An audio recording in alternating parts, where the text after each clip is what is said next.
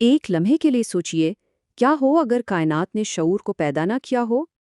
بلکہ شعور نے اس کائنات کو تخلیق کیا ہو۔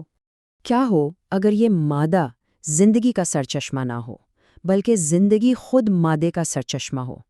یہ ایک ایسا انقلابی خیال ہے جس کی گہرائی میں ہم آج اترنے والے ہیں۔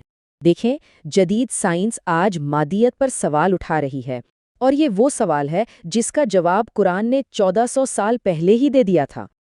تو سب سے پہلے ہمیں اس مسئلے کو سمجھنا ہوگا جس نے سائنس کو یہاں تک پہنچایا۔ پچھلے 300 سالوں سے سائنس کی بنیاد ایک نظریے پر کھڑی ہے: مادیت۔ یہ نظریہ بڑا سادہ سا ہے۔ یہ کہتا ہے کہ اصل حقیقت صرف مادہ ہے، ایٹم اور مالیکیولز، اور ہمارا شعور، ہماری سوچ، ہماری جذبات، یہ سب دماغ میں ہونے والے کیمیائی عمل کا نتیجہ ہے۔ مطلب زندگی بس ایک حادثہ ہے۔ یہ وہ بنیاد ہے جس پر ہماری جدید دنیا کی سوچ کھڑی ہے۔ لیکن اس نظریے میں ایک بہت بڑا بحران ہے، ایک گہری دراڑ ہے۔ مادیت ہمارے وجود کے سب سے بنیادی، سب سے اہم پہلو کی وضاحت ہی نہیں کر سکتی، یعنی شعور۔ اسے نہ تو ناپا جا سکتا ہے، نہ اس کی کوئی مادی جگہ ہے، اور نہ ہی محبت، ہمدردی یا معنی کو ایٹموں میں توڑا جا سکتا ہے۔ اور یہ کوئی فلسفیانہ بات نہیں ہے۔ آج بڑے بڑے سائنسدان اور فزکس کے ماہرین یہ مانتے ہیں کہ ان کے فارمولے یہ نہیں بتا سکتے کہ محسوس کرنا کیسا ہوتا ہے۔ مادیت کی یہی ناکامی ایک بالکل نئے نظریے کو جنم دیتی ہے۔ تو اس بحران کے جواب میں ایک انقلابی نظریہ سامنے آتا ہے: بائیو سینٹرزم۔ یہ ایک ایسا نظریہ ہے جو حقیقت کے بارے میں ہمارے پورے کے پورے نقطۂ نظر کو الٹ دیتا ہے۔ آسان لفظوں میں کہیں تو بائیو سینٹرزم کہتا ہے کہ کائنات نے ہمیں پیدا نہیں کیا، بلکہ ہمارے شعور نے کائنات کو وجود بخشا ہے۔ اچھا، تو اس کی منطق کیا ہے؟ آئیے اسے 3 آسان حصوں میں سمجھتے ہیں۔ پہلا، شعور بنیادی ہے، یعنی پرائمری، یہ مادے سے پہلا نہیں ہوتا۔ دوسرا، یہ جو خلا اور وقت ہے نا، یہ کوئی ٹھوس حقیقتیں نہیں ہیں، بلکہ ہمارے شعور کے اوزار ہیں جن سے ہم حقیقت کو سمجھتے ہیں۔ اور تیسرا، سب سے اہم نقطہ، جب تک کوئی دیکھنے والا، کوئی مشاہدہ کرنے والا نہ ہو، کوئی حقیقت وجود میں ہی نہیں آتی۔ اور یہ صرف کوئی خیالی بات نہیں ہے۔ کوانٹم فزکس میں آبزرور ایفیکٹ نامی ایک چیز ہے۔ اس سے یہ ثابت ہوتا ہے کہ چھوٹے سے چھوٹے ذرات بھی جب دیکھے جاتے ہیں تو بالکل مختلف طریقے سے برتاؤ کرتے ہیں، جیسے انہیں پتہ ہو کہ ان پر نظر رکھی جا رہی ہے۔ یہ اس بات کا ثبوت ہے کہ شعور حقیقت بنانے میں ایک فعال کردار ادا کرتا ہے۔ اب سب سے دلچسپ بات پتہ ہے کیا ہے؟ یہ جو سائنس کا نیا خیال ہے نا، اس کی گونج ایک بہت ہی قدیم روحانی تصور میں سنائی دیتی ہے۔ قرآن روح کو ایک غیر مادی، ایک الہی حقیقت کے طور پر بیان کرتا ہے۔ یہ کوئی ایسی چیز نہیں ہے جو دماغ میں پیدا ہوتی ہے، بلکہ یہ ایک بہت اعلیٰ ماخذ سے آتی ہے۔ یہ اللہ کا امر ہے۔ یہاں تخلیق کا عمل دیکھیں، یہ مادی ذرات کو جوڑنے کا عمل نہیں ہے، یہ ایک حکم ہے، ایک امر ہے، کن، اور پھر وجود سامنے آ جاتا ہے۔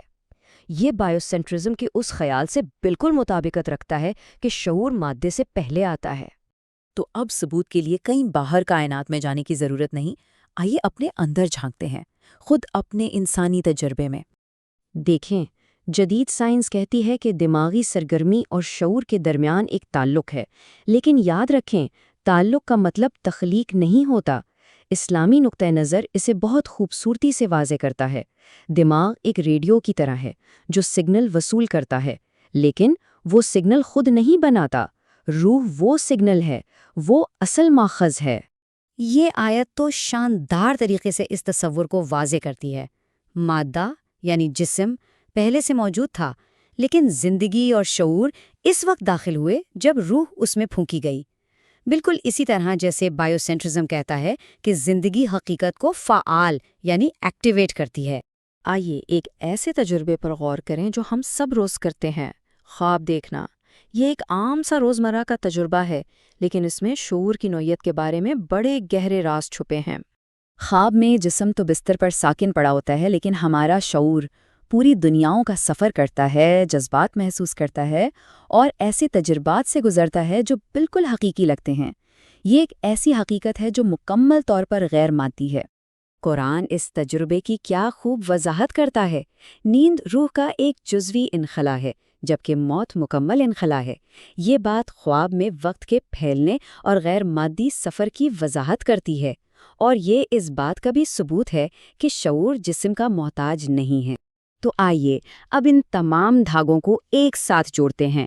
جب ہم بائیوسینٹرزم اور روح کے اسلامی تصور کو ایک ساتھ رکھتے ہیں تو حقیقت کا ایک بہت ہی طاقتور، ایک متحدہ ماڈل ابھرتا ہے۔